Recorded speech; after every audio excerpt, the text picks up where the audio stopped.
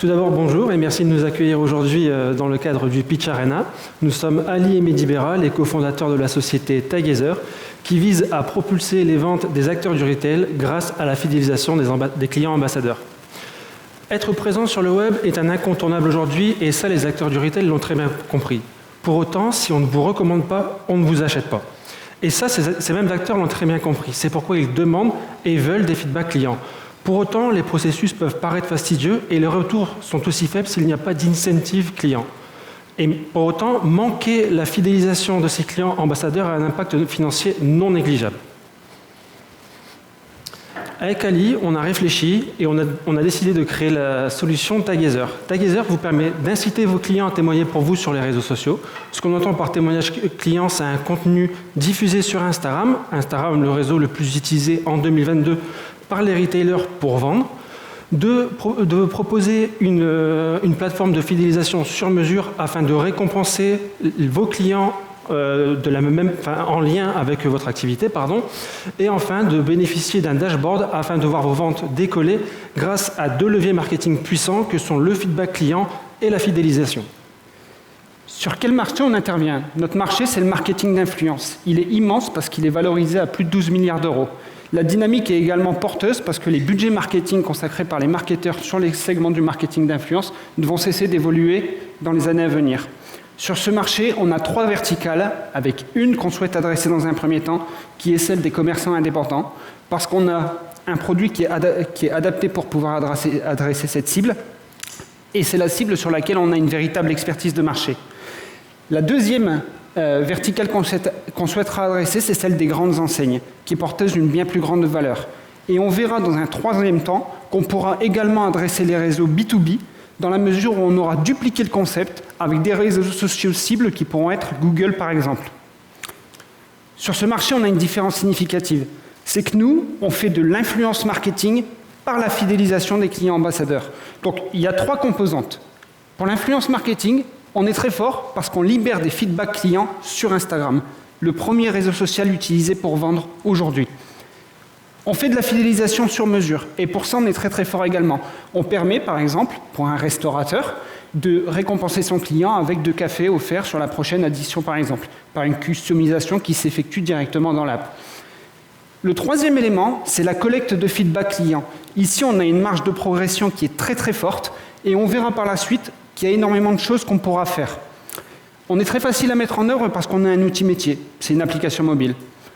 Nos concurrents sur ce marché, en réalité, c'est les demandes de témoignages manuels qui sont réalisées par les commerçants. On l'a vu, c'est très fastidieux et ça peut être très très lourd opérationnellement. La société qui est présente sur le marché français qui nous ressemble le plus, elle s'appelle Skippers. Elle est différente de nous parce qu'elle a un positionnement qui est plus orienté micro-influence et avis client. Ce n'est pas exactement ce qu'on fait. La troisième typologie d'acteurs qu'on a en concurrence, c'est les plateformes de demande de feedback en ligne. Trustpilot, GetFeedback par exemple. Sur ce marché, on a d'ores et déjà des assets. On a un produit qui existe depuis plus de 3 ans maintenant, et on a déjà testé un modèle. Nos hypothèses de commercialisation dans le cadre de ce modèle, c'est un réseau social. Donc ça veut dire que chaque feedback client était uniquement partagé sur l'application mobile Taghazer. C'est hyper important. Ça veut dire que les feedbacks clients, la visibilité qu'ils avaient, il fallait être utilisateur de l'application mobile pour pouvoir le voir. La deuxième hypothèse de commercialisation, c'était des rewards standards, sans condition de validité, avec l'impossibilité de donner des cafés, par exemple. Avec ce modèle, on a eu des retours sur le marché. On a eu 40 clients en commerce de proximité, 80 clients en affiliation et 3000 téléchargements consumer, un peu plus de 3000 téléchargements consumer. Le deuxième asset, c'est qu'on a déjà créé de la valeur pour nos clients. Parce que nous, on pense que la tech, elle ne sert à rien du tout si elle n'est pas mise au service du business. Aujourd'hui, Taghazer, dans un point de vente, c'est plus de 100 feedbacks positifs par an, 12 clientes ambassadrices régulières, 4 clientes en moyenne qui augmentent leur taux de fréquentation et leur panier moyen mensuel, pour un total de plus de 300 € de chiffre d'affaires supplémentaire généré. On voit ici que la première source de création de valeur de Taghazer pour nos clients, il vient de la fidélisation. Le témoignage de notre cliente nous fait prendre conscience qu'on a beaucoup de mal encore à ce stade pour permettre à nos clients de pouvoir recruter des nouveaux clients.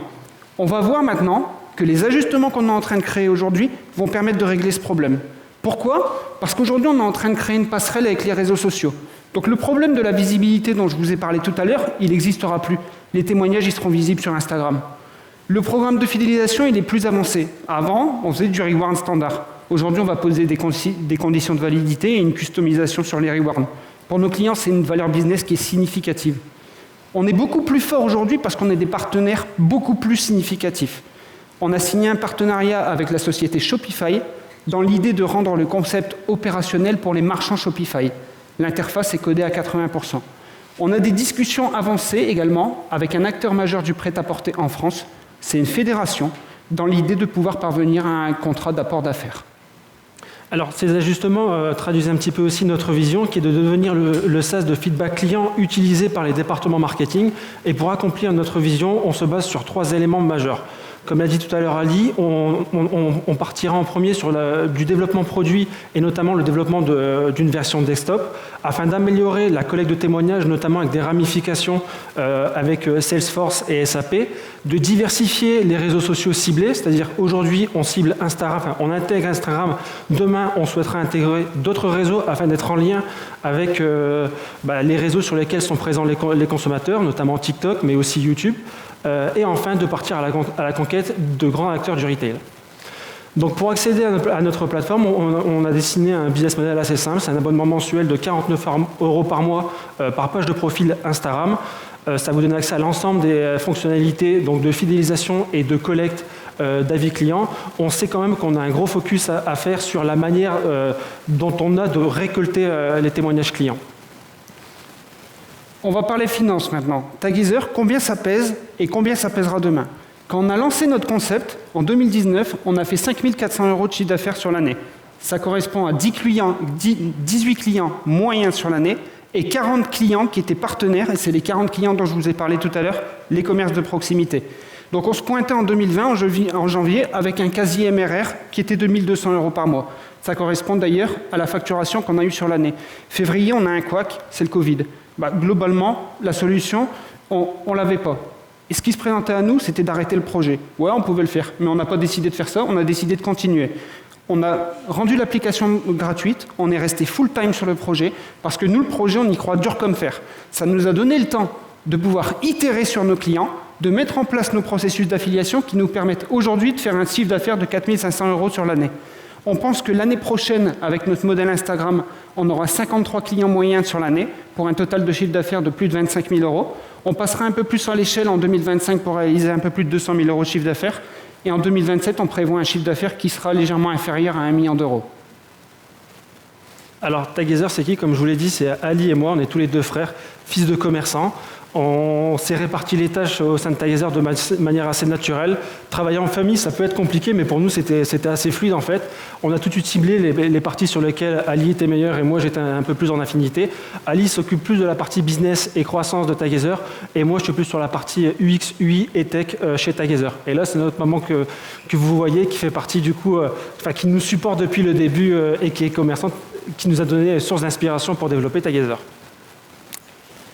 Aujourd'hui, pourquoi on a besoin du programme Venture by Delaware? On a besoin de 2 choses principalement. C'est de pouvoir bénéficier d'un accompagnement opérationnel. Dans nos process, on a dit qu'on voulait mettre en place des choses qui permettraient de favoriser la collecte de témoignages clients.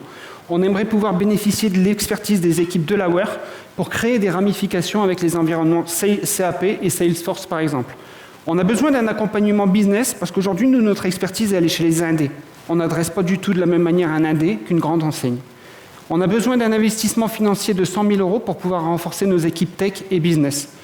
Dans tout ça, nous, on est convaincus qu'on pourra créer beaucoup plus de valeur pour nos clients mutuels.